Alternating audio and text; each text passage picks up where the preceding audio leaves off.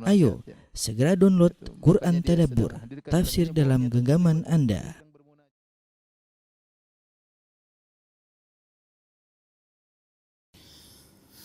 Bismillahirrahmanirrahim. Assalamualaikum warahmatullahi wabarakatuh. Alhamdulillahi ala ihsanih wa syukru lahu ala taufiqihi wa amtinani. Asyhadu an la ilaha illallah wahdahu la syarika lahu ta'ziman li sya'nih. Wa asyhadu anna Muhammadan abduhu wa rasuluhu da'ila ridwanih. Allahumma salli alaihi wa ala alihi wa ashabihi wa ikhwanih. Para pemirsa, para ikhwan dan akhwat, bapak dan ibu-ibu, majelis taklim Qalbun Salim yang dirahmati oleh Allah Subhanahu wa taala. Insyaallah pada kesempatan kali ini kita akan bahas tentang kaifiyatus salat, tentang tata cara salat ya. Tata cara salat tentunya seorang berusaha mengerti tentang tata cara salat sehingga bisa salat dengan lebih benar ya, sebagaimana sabda Nabi sallallahu alaihi wasallam, "Shallu kama ra'aitumuni usolli." Salatlah kalian sebagaimana kalian melihat aku salat. Maka seorang berusaha mengetahui tentang tata cara salat secara detail ya.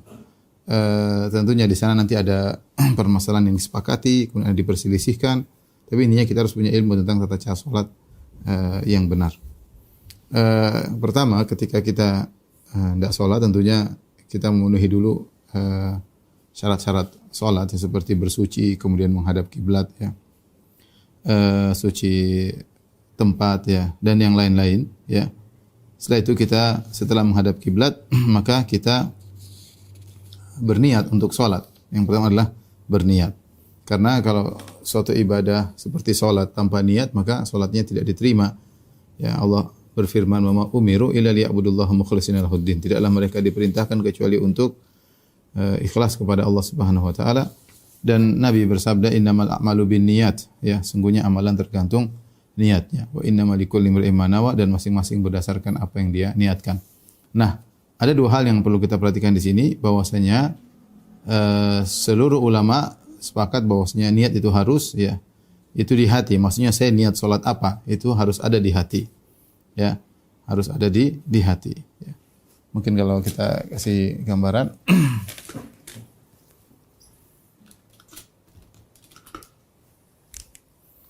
masalah niat ya.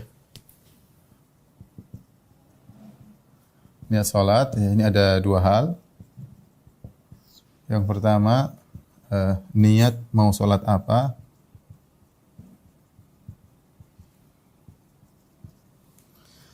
Di hati ya. Di hati.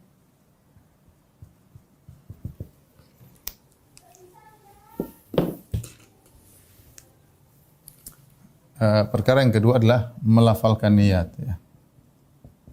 Melafalkan niat. Adapun niat di hati, maka semua ulama sepakat, seluruh ulama, seluruh mazhab sepakat akan disyariatkan.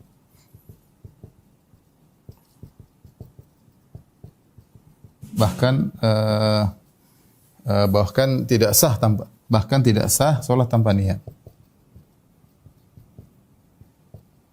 Salat tanpa niat. Adapun melafalkan niat ya, yaitu di lisan. Di lisan. Maka ini ada khilaf di kalangan para ulama, khilaf ya. Yang pertama berpendapat bahwasanya hukumnya wajib.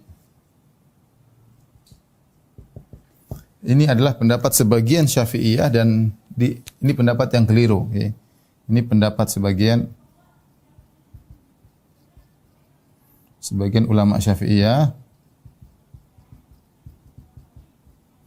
Tapi pendapat ini pun disalahkan oleh ulama Syafi'iyah, disalahkan oleh Nawawi dan yang lainnya. Namun ini pendapat yang keliru, yang salah ya. Dan disalahkan juga oleh ulama Syafi'iyah,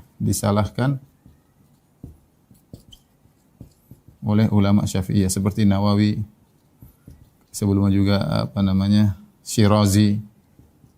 Jadi tidak ada ulama Syafi'iyah yang mengatakan bahwasanya hukumnya wajib melafalkan niat. Itu kesalahan dan dibantah oleh para ulama Syafi'iyah.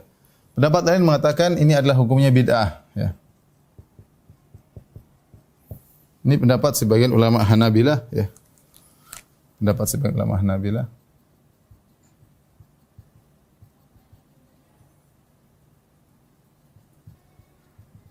Ulama Hambali dan juga ulama Syafi'i seperti juga disebutkan dari Suyuti ya dan juga Suyuti.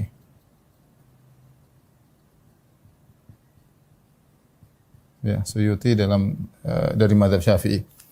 Pendapat yang ketiga bahwasanya pendapat ini adalah mustahab. Mustahab ya. Dan inilah yang pendapat ulama Syafi'iyah, pendapat ulama Syafi'iyah terutama mutaakhirin. Ya, terutama mutaakhirin. Belakangan maksudnya. Mutaakhirin. Mereka tahu, jadi kenapa dibilang mustahab? Mereka tahu bahwasanya melafalkan niat itu tidak ada sunnahnya dari Nabi, sama sekali tidak ada. Nabi salat sekian banyak salat dengan berbagai macam model salat, salat wajib, salat sunnah. Kemudian juga ribuan sahabat yang salat dengan berbagai macam salat. Tidak seorang pun dari mereka kemudian mengatakan usolli fardhu zuhri atau usolli salat ad-duha misalnya, sunnat ad-duha dan yang lainnya. Mereka tidak pernah melafalkan niat. Tetapi apa tujuan ulama Syafi'iyah ketika mengatakan ini mustahab? Sehingga mereka mentakbir, mereka tidak mengatakan sunnah. Kalau sunnah itu berarti ada dalilnya. Tapi mereka kata mustahab. Mustahab itu artinya disukai ya. Ya, disukai. Ya. Mereka tahu ini tidak ada dalilnya. Tapi apa tujuannya? Tujuannya ya. Kenapa mereka mengatakan mustahab? Mustahab. Tujuannya agar memperkuat, memperkokoh ya.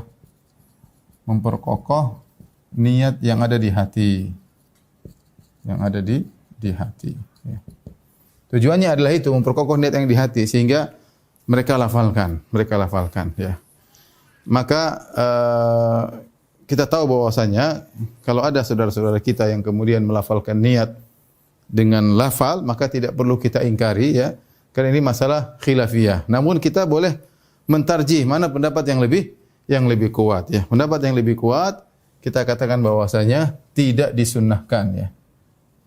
Tidak disyariatkan. Ya, bahkan kalau kita mau condong kepada pendapat yang mengatakan bid'ah juga agak kuat ya. Tidak disyariatkan ya. Kenapa? Karena tadi kita sebutkan Nabi tidak pernah melakukannya, para sahabat juga tidak pernah melakukannya.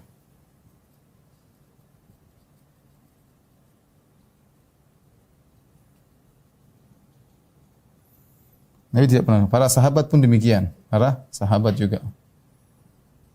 Kemudian tidak datang dalam satu hadis pun. Bahkan hadis palsu pun tidak ada. Tidak datang dalam hadis pun. Bahkan hadis palsu pun tidak ada.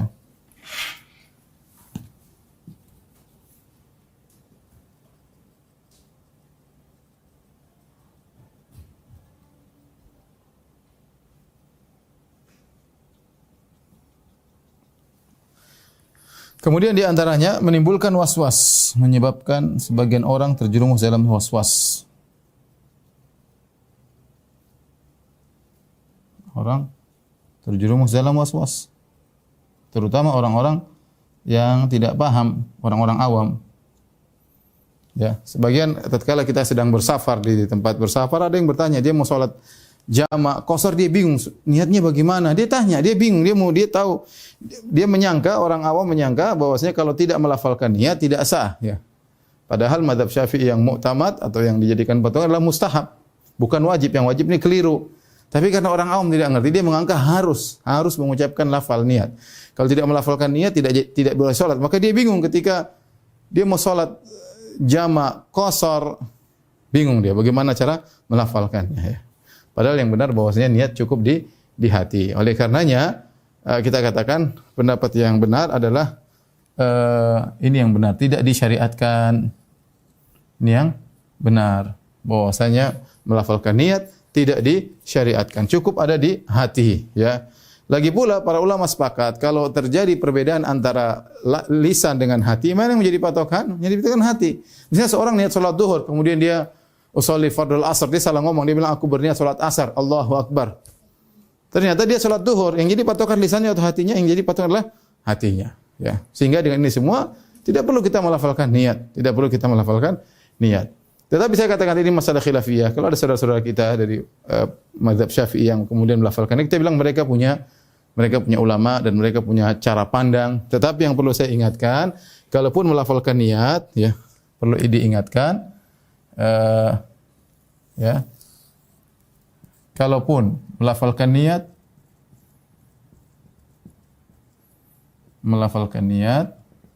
maka tidak perlu keras-keras.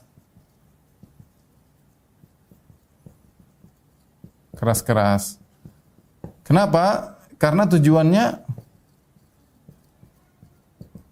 adalah untuk memperkokoh hati,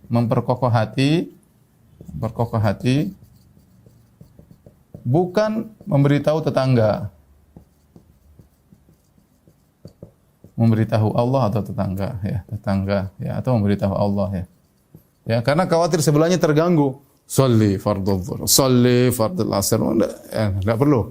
Jadi yang perlu ketika melafalkan niat tidak perlu keras-keras. Yang penting kita cukup bagi yang melafalkan niat. Namun saya katakan pendapat yang benar bahwasanya tidak disyariatkan. Bahkan sebagian ulama mengatakan adalah bid'ah. Inilah yang berkaitan dengan melafalkan. Adapun niat di hati maka semua ulama sepakat kalau tidak ada niat maka tidak sah. Harus ada niat di hati. Kau mau salat apa? Innamal a'malu binniyat. Ya, sesungguhnya amalan tergantung niatnya. Taib.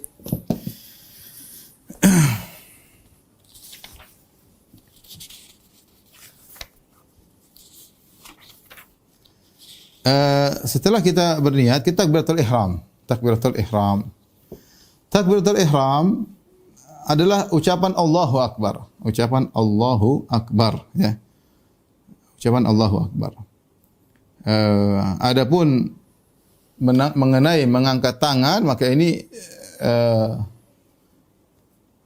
lain sendiri, ya. Ini bukan takbiratul ihramnya. Tapi adalah sunnahnya ketika kita takbiratul ihram adalah kita mengangkat tangan. Tetapi yang merupakan rukun solatnya adalah takbiratul ihram. Barang siapa yang solat tanpa mengucapkan Allahu Akbar, maka solatnya tidak diterima, ya. Makanya dalam hadis kata Nabi sallallahu alaihi wasallam, "Idza kumta ila sholati fasbighul wudu' thumma istaqbilil qiblata fakabbir." Jika engkau hendak salat maka sempurnakan wudumu lalu menghadap kiblat dan bertakbirlah. Ya, Nabi juga bersabda, "Miftahus sholati tuhur wa tahrimuha takbir." Pembuka salat adalah kunci salat adalah bersuci dan pengharaman salat adalah takbir wa tahliluha taslim dan penutupnya adalah taslim. Apa maksudnya? Kenapa disebut dengan takbiratul ihram? Ihram dalam bahasa Arab artinya pengharaman.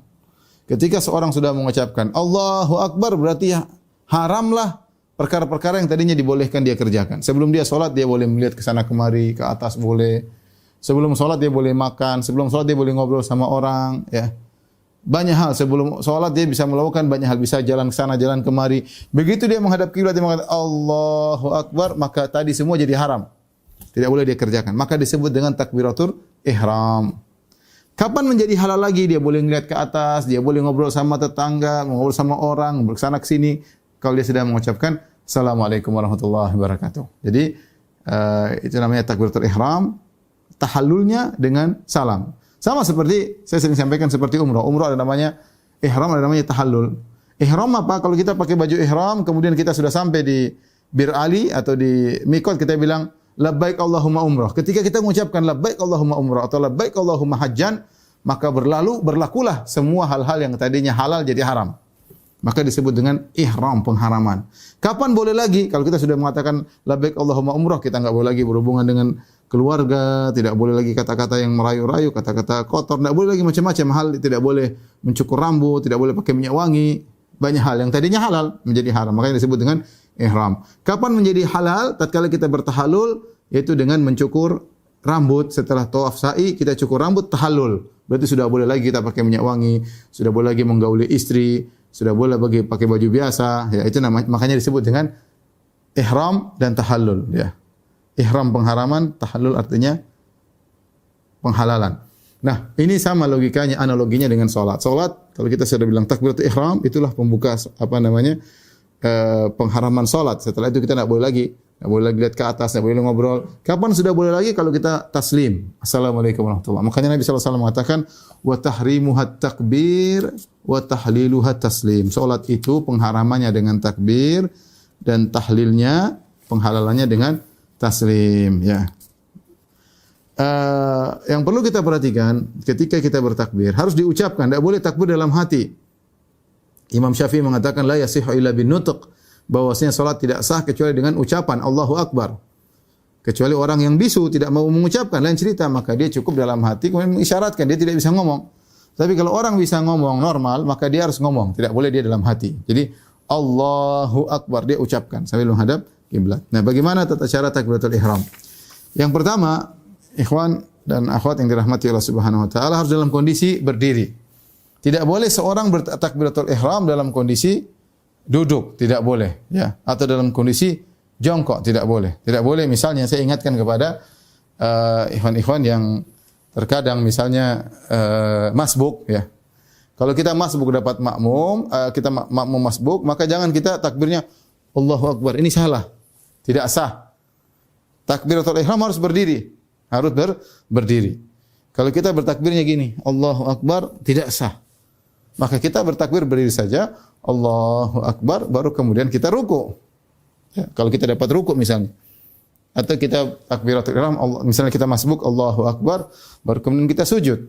Adapun sejak awal takbiratul ihram dalam kondisi tidak berdiri, Allahu Akbar, maka itu kesalahan. Tidak boleh, ya. Jadi kita takbiratul ihram, ya, dengan menghadap kiblat sambil dalam kondisi berdiri, kemudian kita angkat tangan Allahu Akbar. Kita angkat tangan Allahu Akbar. Lafalnya cuma satu, Allahu Akbar, ya. Ada pendapat-pendapat yang tapi tidak ingin kita sampaikan, ya. Kemudian setelah itu, jadi kita jelaskan secara singkat saja. Adapun takbir, ya, kita bertakbir dengan mengangkat tangan, ya. Mengangkat tangannya disebutkan dalam hadis ada 3, yaitu di mana pernah Nabi angkat tangan sejajar dengan bagian bawah telinga di Allah pertama. Ada kemudian angkat tangannya sejajar dengan telinga. Ada pas ala furu'i udhunaihi, sampai bagian telinga bagian atas, ya, sejajar. Jadi ada 3, yaitu jari-jari ini sejajar dengan bagian bawah telinga tingginya, atau jari-jari sejajar dengan telinga, atau jari-jari ini sejajar dengan bagian atas telinga. Alhamdulillah kalau kita angkat insyaallah kena seluruhnya. Apakah agak bawah dikit, apakah tengah dikit, apakah atas sedikit, maka sudah pas, dan itulah sunnah Nabi sallallahu alaihi wasallam. Ini semua sunnah. Seandainya ada orang salat tanpa angkat tangan Allahu Akbar langsung begini juga sah. Tetapi sunnahnya ketika kita bertakbir disunahkan kita mengangkat tangan, ya. Baik. Saya ulangi, Allahu Akbar, ya. Allahu Akbar. Nah, ketika kita bertakbir, ya, di antaranya tangan kita, ya, jangan dibuka lebar. Jangan dibuka lebar. Ini salah. Kemudian juga jangan ditutup. Enggak juga, ini juga salah. Tapi biasa-biasa aja. Biasa-biasa aja. Jadi tidak direnggangkan, tidak didempetkan, biasa-biasa saja, ya. Kemudian apakah tangan harus menghadap kiblat? Datang dalam pendapat sebagian ulama, tapi riwayatnya lemah, tidak ada dalilnya. Maka kita yang wajar aja, jadi tidak perlu kita begini sampai harus setengah mati menghadap kiblat. Yang wajar aja, agak miring dikit enggak ada masalah. Ini kan tidak harus begini. Miring dikit enggak ada masalah. Jadi tidak harus begini. Ya, sebagian orang sampai Allahu Akbar, caranya ke belakang dia supaya bisa menghadap kiblat. Ini tidak ada dalilnya. Yang ada Nabi tidak merenggangkan, tidak menutup, tapi biasa aja. Kita angkat biasa aja Allahu Akbar. Yang normal-normal saja. Allahu Akbar, ya. Ya. Agak turun dikit juga enggak apa-apa. Allahu Akbar. Agak naik dikit juga Allahu Akbar, enggak ada masalah. Ini agak miring dikit enggak apa-apa. Ini yang wajar-wajar aja angkat. Jadi kita biasa Allahu Akbar.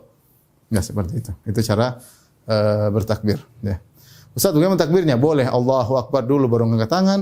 Boleh angkat tangan dulu baru Allahu Akbar. Boleh berbarengan. Allahu Akbar. Alhamdulillah mudah. Semuanya datang dalam riwayat, ya. Boleh bertakbir dulu baru angkat tangan. Boleh angkat tangan dulu baru takbir. Boleh berbarengan antara takbir dengan angkat tangan ya. Allahu Akbar ya. Setelah itu kemudian kita berdiri ya.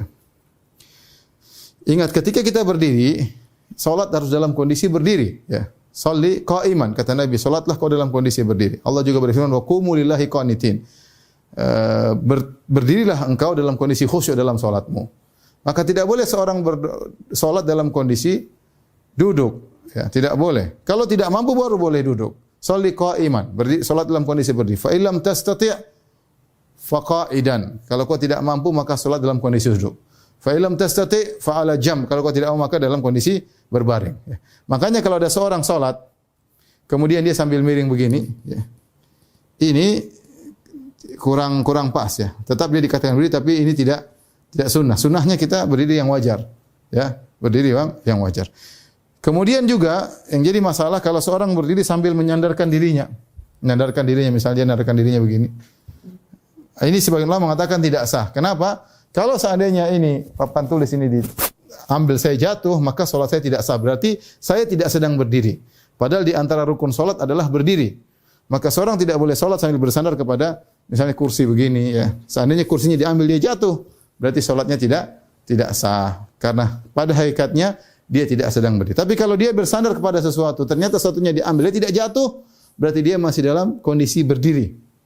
Dalam kondisi misalnya dia bersandar ringan. Ini tidak sunnah, tapi kemudian sangat capek dia bersandar ringan, ya, tidak terlalu bertelekan. Seandainya barang tersebut diambil, dia masih bisa berdiri, berarti masih sah salatnya. Ya. Itu tadi. Jadi ingat ketika kita takbir, jangan kita malas-malasan. Sebagian orang masya Allah takbirnya gini, Allahu Akbar, pendeknya Allahu Akbar. Enggak, ya. Harus Allah, saking khusyuknya kali, Allahu Akbar. Ya, enggak. Kita angkat tangan, Allahu Akbar. Ya. Ya. Seperti itu. Kemudian setelah kita mengangkat tangan dalam kondisi berdiri, kemudian kita bersedekap. Ya, bersedekap ini datang dalam beberapa riwayat. Ya, di antaranya seperti begini. Ya. Di antaranya kita memegang ini. Ya. Kita memegang ini di antara riwayat. Di antaranya agak ke sini. Ya. Intinya ada yang begini. Ya. Ada yang begini. Ada yang begini. Ya. Semuanya diperbolehkan. Semuanya diperbolehkan. Adapun begini maka tidak disunnahkan. Begini tidak disunnahkan. Demikian juga begini tidak disunnahkan. Ya. Tidak disunnahkan. Ini atas ini. Tapi begini atau memegang begini. Ya. Begini oke, atau memegang begini. Adapun begini tidak disunnahkan. Demikian juga begini juga tidak disunnahkan. Apalagi begini ya. Tidak disunnahkan ya. Alhamdulillah mudah ya. Kita begini. Dan ketika kita meletakkan tangan, yang wajar aja Allahu Akbar. Biasa aja. Ya, rata-rata kiwan-kiwan begini boleh. Tidak perlu kita putar tangan kita. Allahu Akbar. Ya. Sebagian orang demikian. Dan ini salah. Ya. Tidak disunnahkan. Saya tidak tahu apa filosofi mereka ya. Jadi kata mereka, ada yang mengatakan, saya pernah tanya, katanya kanan harus duluan sebelum kiri. Jadi Allahu Akbar, kanan dulu, terus sampai sini baru kita putar ya. Jadi jangan langsung kiri dulu. Allahu Akbar ini enggak pas, harusnya kanan dulu baru kita putar. Lah sama saja kan akhirnya kiri juga di bawah ya. Jadi tidak perlu kita berfilosofi dalam salat kalau enggak ada dalilnya ya. Kita sedang berhadapan dengan Allah Subhanahu wa taala, jangan salah berfilosofi. Jadi Allahu Akbar. Di mana letak tangan? Letak tangan tidak ada hadis yang sahih yang menjelaskan di mana letak tangan. Ya. Oleh karenanya bebas, kita boleh di antara dada dengan pusar dan kita boleh di bawah pusar, boleh saja ya. Yang penting kita begini, boleh. Dan ini dibolehkan oleh para ulama. Boleh saja kita agak atas sedikit ya. Adapun pendapat di atas dada, ya ini ada hadis memang dihasankan oleh Syekh Albani rahimahullahu taala, tapi ini saya lebih condong bahwa hadisnya dhaif ya. Dalam buku bekal salat saya juga sebutkan tentang takhrijnya, tentang sanadnya. Saya lebih condong pendapat para ulama mengatakan hadis meletakkan tangan di dada hadisnya dhaif. Maka tidak perlu kita salat seperti ini ya. Kita salat biasa aja. Ya, biasa aja. Mau di mana yang mudah. Bahkan sebagian ulama berpendapat meletakkan di atas dada seperti hukumnya makruh. Hukumnya makruh ya. Wallahu a'lam bishawab, ini pendapat ya. Yang penting kita tahu bahwasanya seluruh hadis tentang hal ini adalah dhaif, maka kita bebas saja, yang mudah saja Allahu Akbar begini ya. Atau begini boleh, di atas pusar atau di bawah pusar juga boleh. Atas naik sedikit juga enak, terserah. Tapi jangan kita begini ya. Ini sebagian orang salatnya Allahu Akbar benar di dada. Hadisnya dhaif, Jadi kita biasa-biasa saja. Sebagian orang juga mereka di antara kesalahan mereka meyakini tadi berfilosofi dengan filosofi yang keliru, seperti mereka ada yang salat Allahu Akbar sebelah sini. Ya. Allah alam kenapa mereka di sini? Atau ada yang sebelah sini Allahu Akbar. Ya. Ada yang mengatakan dulu sahabat apa kayak persiapan untuk mengambil pedangnya kayak atau apa kayak. Tapi intinya ada yang mengatakan kita harus sebelah sini karena menutup hati, jangan sampai hati kita di sebelah kiri nanti dimasukin setan, maka kita tutup hati kita. Ini filosofi entah dari mana datangnya. Ya tidak ada seperti ini. Salat Rasulullah salat dengan kalau kita bilang apa dengan bentuk yang simetris ya. Kalau begini kan miring ya. Seandainya Nabi salatnya begini pasti diriwayatkan oleh banyak sahabat bahwasanya Nabi ketika bersedekap tangannya agak kiri sedikit ya. Jadi yang benar biasa saja begini boleh, ke sini boleh, sini juga boleh, semuanya diperbolehkan karena seluruh hadis yang menjelaskan tentang di mana diletakkan tangan ketika sedekap semuanya dhaif ya, semuanya dhaif posisinya. Oleh karenanya bebas kita memposisikan di mana saja. Baik.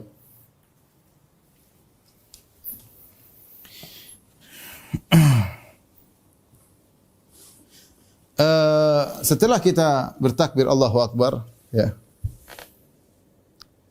Kemana arah pandangan kita? Mana arah pandangan kita? Ya. Hadis yang menjelaskan tentang Nabi ketika salat menyuruh atau Nabi menyuruh Anas untuk mengarahkan pandangannya ke sujud, hadisnya dhaif ya, hadisnya dhaif karena dalam riwayatnya ada perawi yang matruk ya, di mana Rasulullah bersabda, "Ya Anas, ij'al basaraka haitsu tasjud." Wahai Anas, jadikanlah pandanganmu di arah mana kau sujud. Suruh melihat ke arah sujud. Namun hadis ini dhaif. Sehingga para ulama berselisih tentang hal ini. Ada yang berpendapat ketika kita dalam kondisi salat, kita melihat ke arah sujud. Ini pendapat sebagian ulama, ya bahkan diriwayatkan dari sebagian salaf. Dan sebagian ulama berpendapat bahwasanya ketika kita salat ke arah depan, ke arah imam. Dan ini zahir atau yang nampak dari pendalilan Al-Imam Al-Bukhari. Al-Imam Al-Bukhari sepertinya berpendapat bahwasanya ketika berdiri menghadap ke imam. Makanya Imam Bukhari membuat suatu bab dalam Sahih Bukhari, bab raf'il basari ilal imam fi salat. Bab tentang mengangkat pandangan ke arah imam ketika salat. Dan kemudian beliau menyebutkan banyak dalil, dan banyak dalil menunjukkan bagaimana para sahabat dahulu mereka lihat ke arah Nabi sallallahu alaihi wasallam ya, seperti para sahabat melihat gerakan jenggot Nabi sallallahu alaihi wasallam ya. Demikian juga yaitu sebagian dalam hadis ya, bittirabi lihyatihi, kami melihat dari goyangan jenggot Nabi, berarti mereka lihat ke arah depan ya. Demikian juga disebutkan yakni qamu qiyaman ya. Idza shalla ma'an Nabi sallallahu alaihi wasallam faraqasa min ruku' qamu qiyaman hatta yarawnahu qad sajad. Ya, mereka kalau sudah bangkit dari i'tidal, mereka tidak turun sampai mereka lihat Nabi sujud. Ya, jadi mereka melihat ke depan, dan banyak dalil yang mengisyaratkan bahwasanya para sahabat melihat Nabi di depan. Ya, jadi dengan demikian ada dua pendapat, ada yang mengatakan lihat ke bawah, ada yang mengatakan lihat ke depan. Kita mengambil jalan tengah bahwasanya dua-duanya diperbolehkan. Yang tidak diperbolehkan melihat ke atas, ini dilarang, dalam Rasulullah melarang. Ini tidak boleh orang salat Allahu Akbar melihat ke atas, enggak boleh. Kita beradab di hadapan Allah Subhanahu wa taala. Jadi kita tunduk atau lihat ke depan ya. Dan ini terdapat di banyak imam-imam Masjid Nabawi atau imam Masjid Haram, mereka ketika salat mereka lihat ke depan. Saya sering ditanya, "Ustaz, kenapa imam tidak lihat ke bawah?" Karena hadis yang menyuruh melihat ke tempat sujud, maka hadisnya dhaif. Tetapi meskipun hadisnya dhaif, sebagian ulama berpendapat dianjurkan untuk melihat ke bawah. Kenapa? Karena melihat ke bawah itu lebih khusyuk. Kemudian pandangan kita lebih terjaga sehingga kita tidak melihat apa di samping kanan kiri kita, sehingga kita bisa fokus ya. Kemudian dan ini menunjukkan ketundukan kepada Allah Subhanahu wa taala. Tetapi kalau kita perlu untuk melihat ke depan, enggak jadi masalah. Jadi untuk masalah pandangan kita boleh lihat ke depan dan lebih baik kita lihat ke bawah agar kita lebih konsen, lebih khusyuk. Karena kalau lihat ke depan mungkin kita lihat orang lalu lalang, mungkin kita lihat gambar-gambar yang lain, mending kita lihat ke bawah. Tapi kalau ada ngelihat ke depan maka tidak dipermasalahkan karena hadis yang menyuruh melihat ke bawah hadisnya dhaif. Taib. Yang berikutnya ya. Kemudian setelah itu tentunya kita baca doa istiftah ya. Kita baca doa istiftah dan doa istiftah banyak doa-doanya bisa dilihat dalam aplikasi bekal salat dan juga dalam buku bekal salat. Jadi antaranya yang sering kita hafalkan adalah Allahumma ba'id baini wa baini khotoyaya. Allahumma ba'id baini wa baina khotoyaya kama ba'ata bainal masyriq wal maghrib. Allahumma naqqini minal khotoya kama yunaqqas thawbul abyadu minad danas. Allahumma ighsil khotoyaya bil ma'i wa thalji wal barad. Ini yang sering kita baca ya. Demikian juga Allahu Akbar wajjahtu wajhi alladhi fatara as-samawati wal ard hanifan musliman ma ana minal musyrikin. Inna salati wa nusuki wa mahyaya wa mamati rabbil alamin la syarika lahu wa bidzalika umirtu ana wal muslimin. Allahumma antal malik la ilaha illa anta subhanaka wa bihamdik. Ya. Demikian juga di antara doa istiftah inna salati wa nusuki wa mahyaya wa mamati rabbil alamin la syarika lahu wa bidzalika umirtu ana minal muslimin. Allahumma hdini li ahsanil a'mali wa ahsanil akhlaqi la yahdi li ahsaniha illa ant wa qini sayyi'al a'mali wa sayyi'al akhlaqi la yaqi sayyi'aha illa ant. Demikian juga yang paling mudah kita baca subhanakallahumma wa bihamdika tabarakasmuk wa ta'ala jadduk wa la ilaha ghairuk ya. Ini doa istiftah yang paling singkat. Subhanakallahumma bihamdik tabarakasmuk wa ta'ala jadduk wa la ilaha ghairuk. Bahkan sebagian ulama menganjurkan seorang imam ketika dia istiftah dengan yang pendek ya. Dengan yang pendek, tidak panjang-panjang. Dalam rangka apa? Dalam rangka meringankan makmum. Karena kalau ada istiftah yang panjang, ada yang istiftah yang panjang seperti Allahumma lakal hamdu anta qayyumus samawati wal ard wa man fihin wa lakal hamdu anta laka mulku samawati wal ard wa man fihin. Rasulullah pernah baca istiftah ini ketika salat malam. Tetapi kalau jadi imam kita tidak usah panjang-panjang, yang pendek-pendek saja. Di antaranya subhanakallahumma bihamdika ya tabarakasmuk wa ta'ala jadduk wa la ilaha ghairuk. Doa aturan dalam doa istiftah. Sekian banyak doa istiftah saya tuliskan dalam buku bekal salat, ada 12 macam doa istiftah. Maka kita pilih satu saja. Dan ini hukumnya sunnah. Seandainya kita tidak baca doa istiftah, maka sah salat, tidak wajib. Dia hukumnya sunnah. Dan tapi kalau kita ingin baca doa istiftah, maka baca salah satu saja, jangan baca seluruhnya. Baca salah satu saja ya. Setelah kita istiftah, kemudian kita berta'awudz. A'udzubillahi minasyaitonir rajim atau a'udzubillahi samiil alim minasyaitonir rajim. Yang mudah kita biasanya berta'awudz dengan a'udzubillahi minasyaitonir rajim. Setelah itu kita baca Al-Fatihah. Setelah itu kita baca Al-Fatihah ya. Setelah baca Al-Fatihah baru kemudian kita baca surat setelah Al-Fatihah ya. Baik.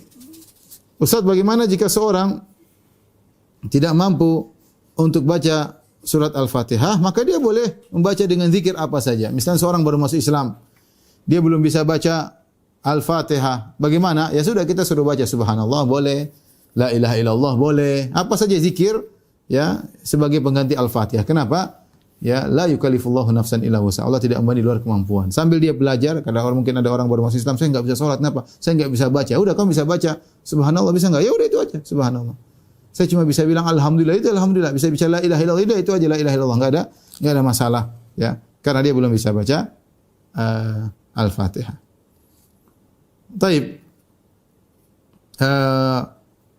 Sering ditanyakan, Ustaz, kalau kita jadi makmum, kemudian imam sudah baca Al-Fatihah, apa yang kita lakukan? Ya, maka di sini ada khilaf di kalangan para ulama. Kalau kita salat jahriyah, kemudian imam baca Al-Fatihah dengan suara yang terdengar. Namun pendapat yang saya pilih, pendapat mazhab Hambali, bahwasanya jika imam sudah membaca Al-Fatihah dengan suara yang keras, kita tidak perlu baca. Ya, kita tidak perlu baca ya. Kita cukup hanya mendengarkan saja. Ya, karena ketika imam sudah membaca Al-Qur'an, kita diperintahkan untuk mendengarkan. Kata Allah Subhanahu wa taala, "Wa idza quri'al Qur'anu fastami'u lah." Jika dibaca Al-Qur'an maka dengarkanlah. Wa ansitu, dan simaklah la'allakum turhamun, semoga kalian dapat rahmat. Secara logika juga, imam suruh baca, buat siapa yang dengar? Ya buat kita dengar. Nah, kalau imam baca, kita juga baca di belakang, terus yang mau dengar siapa? dijadikan imam untuk mewakili kita dan dia baca dan kita dengar.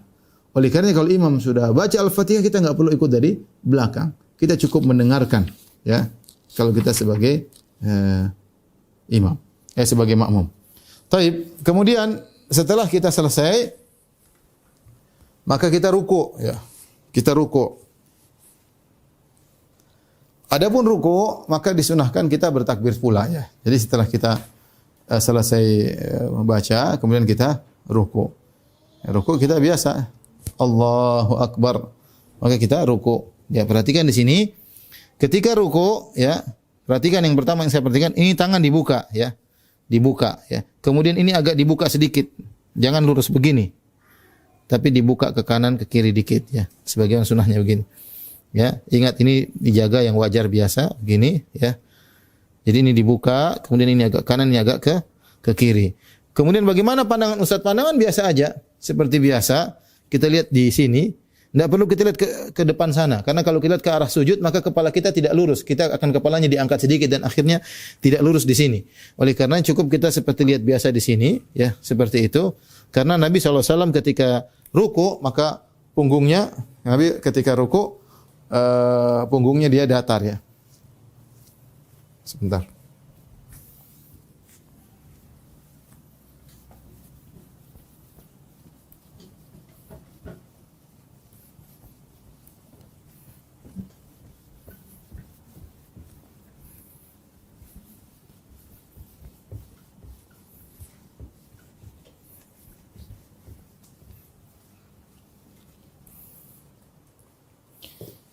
Jadi ketika ruku, kalau kita seperti ini, ya, ya, maka ini kepala misalnya, ya, saya bikin kotak aja. Maka perhatikan di sini, ini lurus, ya. Jadi kita berusaha antara ini kepala, ini punggung,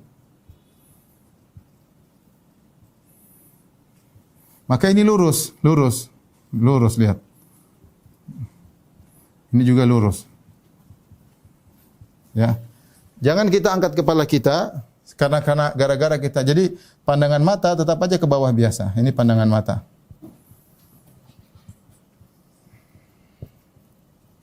Nah, kalau kita ngelihatnya ke arah sujud, nanti akhirnya kepala kita agak naik sedikit, ya. Agak naik sedikit akhirnya, ya. Sehingga akhirnya pandangan mata kita ke arah sujud, ya. Ya. Kalau kita pandangan mata kita ke arah sujud, akhirnya kepala kita agak naik, dan ini salah, ya. Akhirnya kepala agak naik.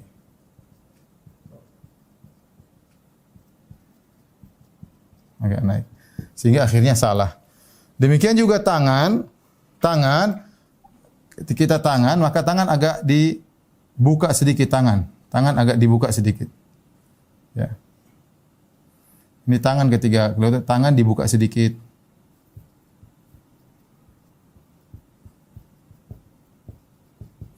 Karena kalau tangan tidak dibuka, nanti akhirnya punggungnya jadi naik, tidak datar, ya. Saya ulangi, jadi lihat, ya. Ini tangannya begini, ya. Tangannya begini. Terus tangan ini ketika kita buka sedikit, ya. Buka sedikit. Pandangan kita cukup ke bawah, tidak usah kita ke arah. Kalau kita ke arah sujud, akhirnya kepala kita naik. Kalau kita kepala kita naik, berarti tidak datar. Terus kalau kita terlalu ke bawah begini, akhirnya kita bungkuk. Ini juga salah. Ya, terlalu. Jadi agak rata aja, biar ini jadi rata dan antara punggung dengan kepala juga rata, ya. Mudah-mudahan bisa dipahami. Taib. Jadi saya ingat kembali hadis-hadisnya, ya, Rasulullah SAW ketika dia sujud, ya, dalam hadis Abu Humaid, amkana kaffaihi min rukbatayhi wa farraja baina asabihi. Nabi memantapkan telapak tangannya di kedua lututnya dan beliau membuka jari-jarinya tadi ketika memegang lutut. Jadi jangan pegang lutut begini, ya. Jangan juga pegang lutut samping begini, ya. Saya ulangi, ini salah seperti sebagian sholat. Bukan ini salah bukan berarti tidak sah, ya. Saya perhatikan, bukan berarti tidak sah, tapi tidak sesuai dengan sunnah. Kalau ada orang sholat begini, ini bukan berarti salah, bukan berarti tidak sah sholatnya. Dia salah, tidak sesuai sunnah. Ya, namun sholatnya tetap sah. Atau orang begini misalnya, atau begini, ya. Ada yang begini ya. Ini juga tidak sesuai dengan sunnah yang benar begini ya. Yang benar ya. Baik.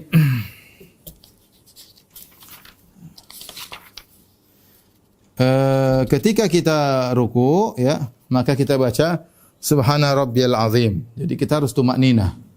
Tumakninah tersebut yaitu harus rata. Kemudian kita baca Subhana rabbiyal azim, atau dalam riwayat yang lain Subhana rabbiyal azim wa bihamdihi ya. Subhana rabbiyal azim wa bihamdihi ya. Kita boleh ucapkan 3 kali Subhana rabbiyal azim wa bihamdihi, Subhana rabbiyal azim wa bihamdihi, Subhana rabbiyal azim wa bihamdihi. Minimal sekali. Minimal kita mengatakan Subhana rabbiyal azim untuk mendapatkan tumakninah. Ya, tenang sampai lurus benar Subhana rabbiyal azim, baru kita sami Allahu liman hamidah. Ya. Atau kita 3 kali Subhana rabbiyal azim, Subhana rabbiyal azim, atau Subhana rabbiyal azim wa bihamdihi, Subhana rabbiyal azim wa bihamdihi, Subhana rabbiyal azim wa bihamdihi. Ustaz, boleh lebih dari itu? Boleh, enggak ada masalah. Dan mungkin kita ingin lama-lama ruku, menikmati ruku di hadapan Allah Subhanahu wa taala, Allah berikan kelezatan ruku, maka silakan kita baca banyak, enggak ada masalah, terutama kalau kita salat sendirian. Tapi kalau kita jadi imam, perhatikan kondisi makmum di belakang. Kemudian juga misalnya kita doa ruku subuhun quddusur rabbul malaikati waruh, dan banyak ya. Ya, subhanakallahumma rabbana wa bihamdika allahumma ghfirli ya. Subuhun quddusur rabbul malaikati waruh, ini di antara doa bisa di ruku dan juga bisa di sujud. Subhan kudus rabbul malaikatu. Demikian juga subhanakallahumma rabbana wa bihamdika allahumma ghfirli, ini juga bisa di ruku, juga bisa di sujud, dan masih banyak doa-doa yang lain. Setelah itu kita bangun dari ruku menuju i'tidal, Maka kita ngangkat tangan kembali ya. Setelah kita ruku, kemudian kita angkat tangan, Sami Allahu liman hamidah. Sami Allahu liman hamidah. Maka kita kembalikan tangan seperti biasa. Di sini ada khilaf di kalangan para ulama. Ya. Apakah kita mengucapkan Sami Allahu liman hamidah, kita sedekap kembali, ataukah kita irsal? Irsal maksudnya melepaskan kedua tangan. Maka ada 2 pendapat dengan para ulama. Saya lebih condong bahwasanya setelah kita bangkit, Sami Allahu liman hamidah, maka tangan kita di irsal, dilepaskan. Ya. Namun ini masalah khilafiyah, sebagian ulama berpendapat dengan di sedekap. Imam Ahmad rahimahullah ta'ala memandang dua-duanya boleh. Boleh begini, boleh begini. Ya, silakan saja. Bisa lebih condong dengan melepaskan kedua tangan. Kalau kita sholat jadi imam, kita mengucapkan Sami Allah liman hamidah. Atau kita sholat munfarid, sholat sendirian, kita bilang Sami Allah liman hamidah tatkala i'tidal. Tapi kalau kita jadi makmum, apa yang kita ucapkan? Apa yang kita baca? Juga Sami Allahu liman hamidah, ataukah cukup kita tidak perlu mengucapkan Sami Allahu liman hamidah, kita ngangkat terus kita bilang Rabbana walakal hamdu, atau Rabbana lakal hamdu, Rabbana lakal hamdu mil'u samawati wal ard mil'u ma syi'ta, dan seterusnya. Pendapat yang lebih kuat Allah alam bisawab, kita tidak perlu mengucapkan Sami Allahu liman hamidah, karena Nabi SAW ketika mengajarkan tentang tata cara salat, Nabi mengatakan innama ju'ilal imamu liyu'tamma bih. Sungguhnya imam dijadikan untuk diikuti. Fa idza kabbara fakabbiru. Kalau dia takbir maka takbirlah. Kemudian Nabi berkata, fa idza qala sami Allahu liman hamidah, kalau imam mengucapkan sami Allahu liman hamidah, faqulu rabbana lakal hamdu, maka ucapkanlah rabbana lakal hamdu. Nabi tidak berkata ucapkanlah juga sami Allahu liman hamidah rabbana lakal hamdu.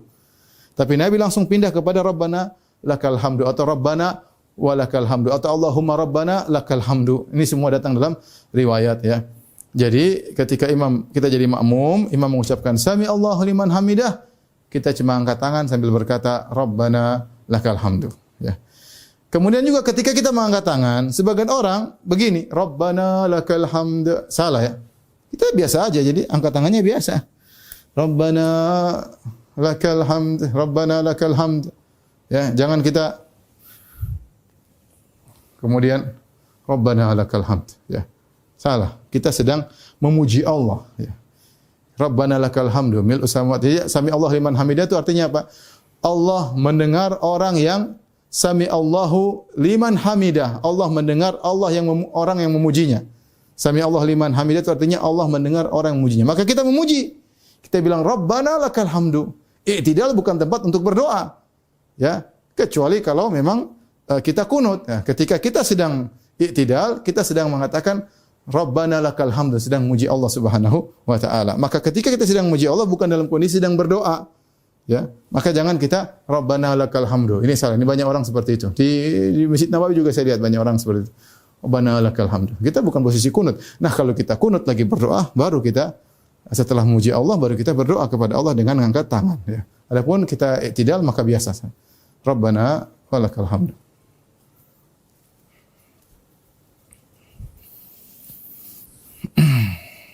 Baik. Jadi saya ulangi, yang solat sendiri atau jadi imam dia mengucapkan sami Allahu liman hamidah. Adapun jadi makmum maka cukup mengatakan Allahumma Rabbana lakal hamdu, ya. Rabbana lakal hamdu.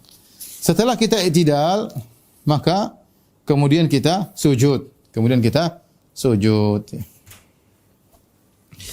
Taib. Ketika kita sujud, ya. Perhatikan. Jadi kita dalam kondisi i'tidal, Rabbana lakal hamdu. Ketika kita sujud, maka tidak perlu kita ngangkat tangan. Jangan kita Allahu Akbar, enggak. Kita punya kaidah dan ini pendapat yang terkuat, ada khilaf dengan para ulama. Ada yang mengatakan setiap kullu khafdin wa raf'in, Nabi mengangkat tangan setiap naik dan turun. Sebagaimana dalam hadis Abu Malik Al-Huwairits. Tapi dibantah oleh hadis Ibnu Umar yang Malik Al-Huwairits, ya. Beliau hanya mulazamah kepada Nabi sekitar 20 hari, ya. Adapun Ibnu Umar bertahun-tahun dan Ibnu Umar mengatakan Rasulullah tidak mengangkat kecuali 4 tempat mengangkat tangan. 4 tempat tersebut pertama takbiratul ihram, Allahu Akbar, angkat tangan. Ini yang pertama. Takbir yang kedua mau ruku, Allahu Akbar. Yang kedua. Takbir ketiga bangkit dari ruku, sami Allahu liman hamidah. Yang keempat adalah setelah tasyahud awal. Kalau kita sudah tasyahud awal, kemudian kita bangkit, angkat tangan. Ya, kita angkat tangan, Allahu Akbar. Itulah 4 tempat angkat tangan. Lebih dari itu enggak ada angkat tangan. Dan ada kaidah tidak ada angkat tangan sebelum atau sesudah sujud, enggak ada angkat tangan. Sebelum sujud ataupun sudah sujud enggak ada angkat tangan, ya. Sebenarnya Allah mengatakan boleh sesekali, namun untuk continue enggak. Karena Nabi continue selalu 4 tempat saja beliau angkat tangan. Jadi ketika kita mau sujud, tidak perlu kita angkat tangan. Langsung aja Allahu Akbar, sujud. Mau sujud. Nah, untuk mau sujud, maka mana yang kita dahulukan, lutut atau tangan? Datang hadis tentang mendahulukan lutut, datang hadis mendahulukan kedua tangan, dan hadisnya sama-sama dhaif. Oleh karenanya Ibnu Taimiyah rahimahullah menjelaskan bahwasanya mau sujud dengan meletakkan tangan dulu atau lutut dulu, dua-duanya sah. Para ulama hanya khilaf mana yang lebih afdal. Kenapa? Mereka mengatakan semuanya benar, ya. Karena hadisnya dhaif dua-duanya. Karena kalau kita mensahihkan hadis yang lutut lebih dulu daripada tangan, berarti yang tangan salah. Nabi larang. Kemudian juga hadis yang mengatakan tangan lebih dulu daripada lutut, Nabi melarang. Berarti kalau ada lutut dulu salah. Karena hadis-hadisnya dua-duanya dhaif, maka tidak ada yang salah, dua-duanya benar.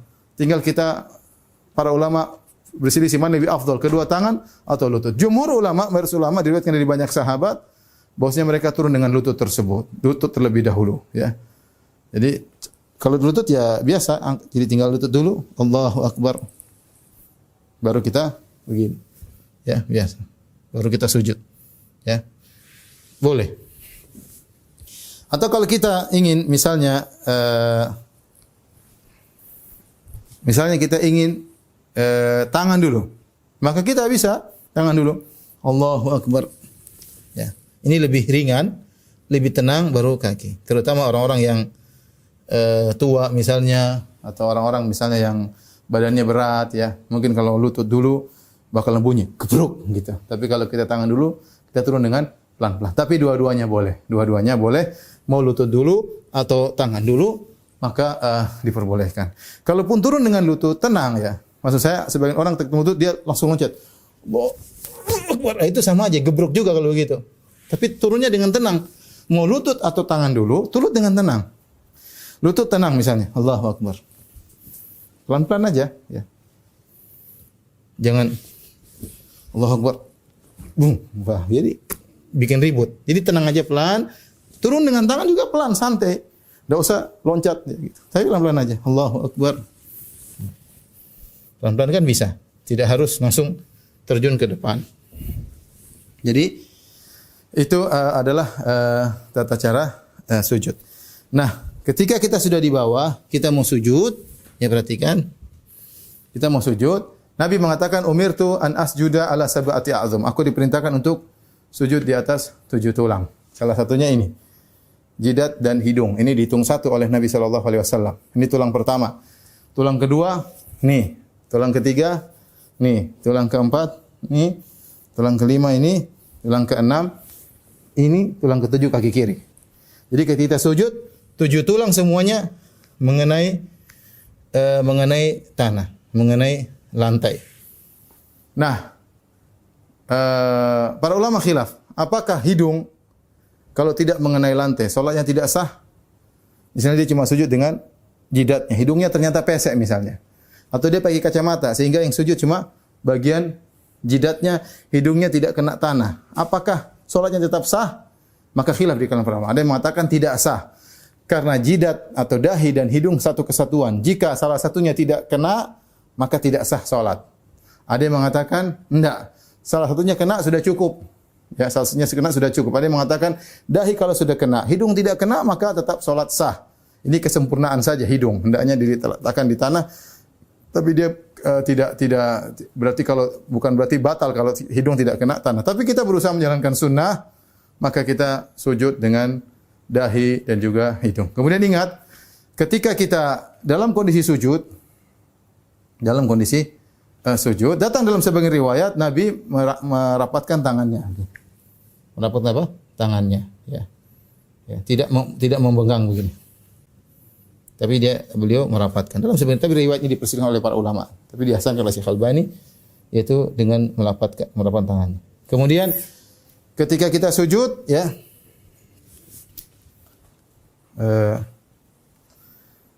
Perhatikan ketika kita sujud, dalam kondisi jari-jari ini, ya. Bentar, saya lihat.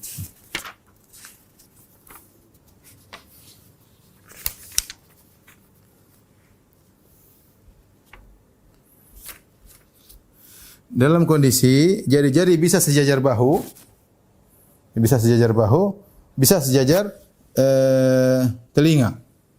Jadi ketika kita sujud, bisa jari-jari kita sejajar bahu, bisa jari-jari kita sejajar telinga. Bebas, alhamdulillah dua-duanya boleh.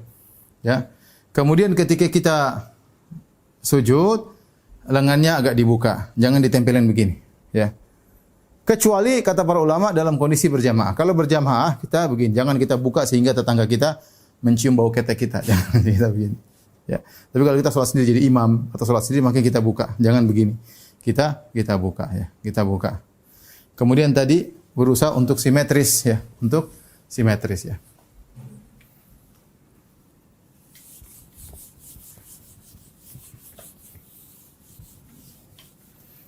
Ketika sujud ya.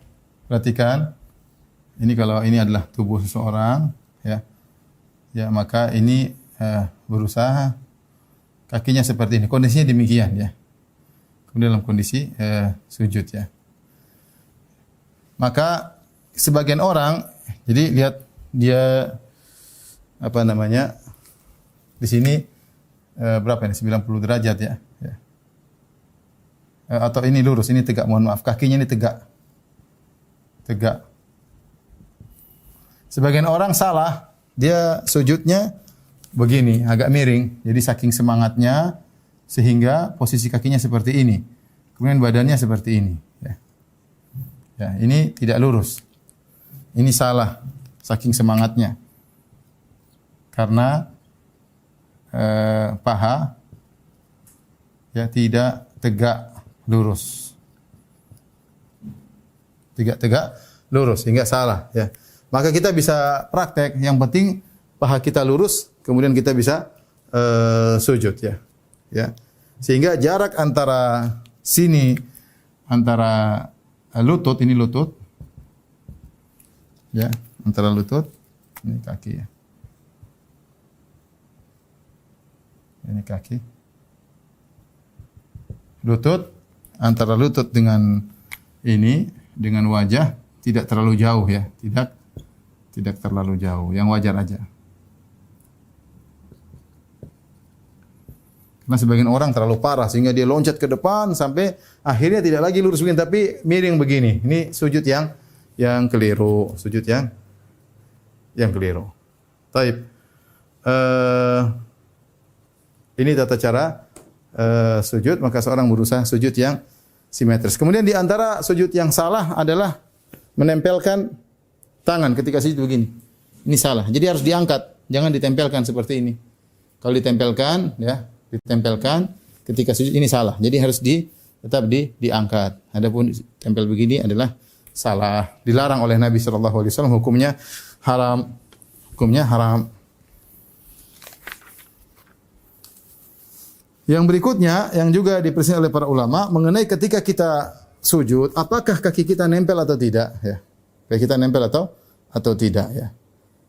Ini jadi masalah. Ketika kita sujud, apakah tumit kita, ini kan tumit. Tumitnya nempel atau tidak, ya. Jumhur ulama mengatakan tidak perlu ditempel, terbuka biasa aja, ya, terbuka biasa saja, ya. Sebagian ulama mengatakan ditempelkan. Seperti pendapat Syekh Albani rahimahullahu taala, ini juga masalah khilaf, dua-duanya sah, namun saya lebih condong ditempelkan, ya, berdasarkan hadis Aisyah radhiyallahu anha, saya lebih condong menempelkan tumit sehingga ketika seorang salat lebih tertutup, terutama kalau dia pakai sarung, ya. Kalau dia buka kadang terlihat betisnya, terkadang sebagian bisa terlihat dan itu kelihatan dan itu terbukti, terkadang terlihat pahanya karena terbuka sarungnya. Maka kalau kita tutup tumit kita maka lebih tertutup, lebih terjaga. Tetapi tadi ini masalah khilafiyah. Seandainya ada seorang yang salat kemudian kakinya terbuka maka tidak jadi masalah. Tertutup juga tidak jadi masalah, ya. Kemudian saya ingatkan di antara kesalahan seorang ruku atau sujud kakinya dua-duanya tidak diletakkan. Kesalahan contoh, ya. Misalnya dia sujud, ya. Dia sujud, ketika dia sujud, perhatikan, maka dia sujudnya begini misalnya. Sehingga kedua kaki, kan Nabi suruh mengatakan harus 7 tulang. Jadi tulang ini dua-duanya harus dipasangkan di lantai. Adapun sujud sambil cepat-cepat kakinya terangkat satu, ini tidak sah. Atau kemudian dia sujud dalam kondisi demikian juga tidak sah. Kenapa? Karena kakinya harus ditempelkan dua-duanya. Adapun kalau cuma begini atau bahkan diangkat satu maka tidak sah. Jadi harus tulangnya semua tertancapkan. Baik, kita biar selesai, ya. Setelah sujud kemudian kita bertakbir. Sujud kita baca subhana rabbiyal a'la atau subhana rabbiyal a'la wa bihamdihi dengan tumakninah, ya. Sekali dan doa-doa sujud banyak. Setelah itu kita duduk di antara dua sujud. Allahu akbar, kita duduk di antara dua sujud. Ketika duduk di antara dua sujud, ya, maka kita bisa melakukan dua cara duduk, ya. Dua cara duduk, ya. Seperti biasa kita duduk begini, ya. Seperti biasa duduk begini, ya. Atau kita duduk dengan ik'a begini, ya. Begini. Jadi kita bersandar di atas dua tumit. Ini juga boleh. Ini duduk ketika dua sujud, boleh begini, ya. Dua-duanya boleh.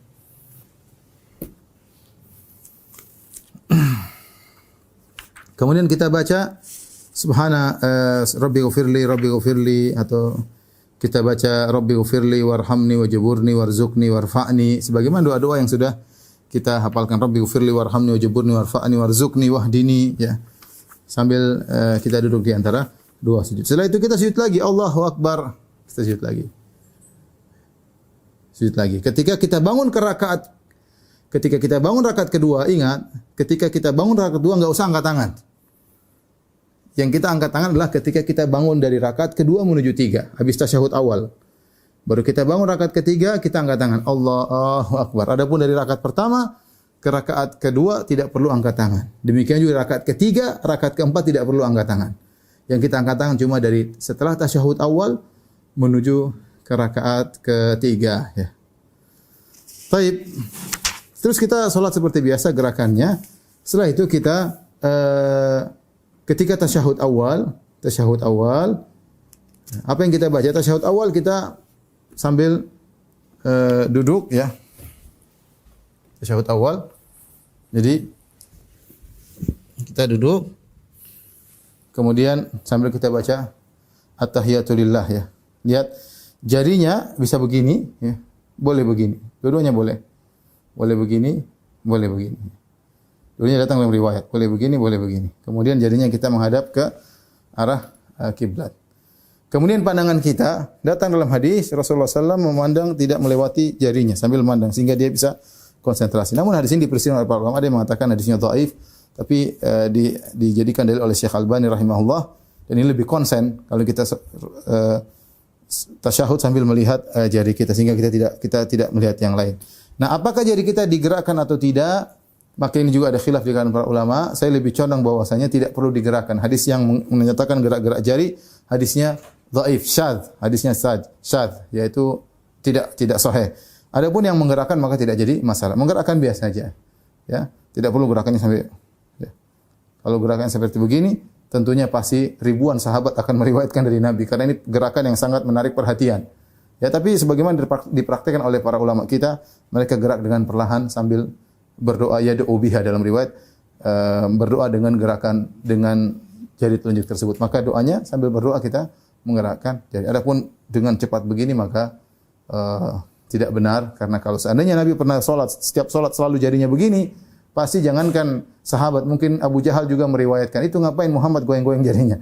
Tapi ternyata tidak diriwayatkan ya sama sekali. Yang ada cuma yuharrikuha, Nabi menggerakkan, tentunya menggerakkan yang biasa, yang tidak sampai begini sehingga menarik perhatian. Wallahu alam bisawab. Setelah kita tasyahud, beda sekarang ada tasyahud awal, tasyahud akhir. Tasyahud awal, apakah perlu baca Allahumma shalli ala Muhammad wa ali Muhammad? Ada khilaf di kalangan para ulama. Jumhur ulama mengatakan tidak perlu. Kita tidak perlu baca salawat ya. Salawat hanya di tasyahud kedua. Sebagian ulama mengatakan disunahkan baca salawat. Ini masalah khilaf ya. Mau pilih ini insyaallah dua-dua punya dalil, tapi saya lebih condong pada pendapat tidak perlu bersalawat. Apalagi diriwayatkan Abu Bakar kalau duduk tasyahud awal cepat seperti beliau duduk di atas pasir yang panas. Berarti tidak lama-lama ya, tidak lama-lama. Beda dengan tasyahud akhir lama. Habis salam kepada Nabi, salawat kepada Nabi, berdoa lama. Adapun tasyahud awal cuma sebentar ya, setelah baca tahiyat langsung berdiri. Jadi tidak lama-lama ya, tidak lama-lama ya. Salat yang tasyahudnya cuma satu kali. Salat yang tasyahud cuma satu kali, itu salat subuh atau salat witir 1 rakaat atau salat witir 3 rakaat yang 1 tasyahud atau salat sunnah yang 2 rakaat yang 1 tasyahud. Semua salat yang tasyahudnya cuma satu, maka yang benar duduknya tetap iftirash ya. Jadi ini saya bahas dalam buku bekal salat ya, berdasarkan dalil umum dan banyak iftirash begini. Contoh salat subuh kita tasyahudnya begini.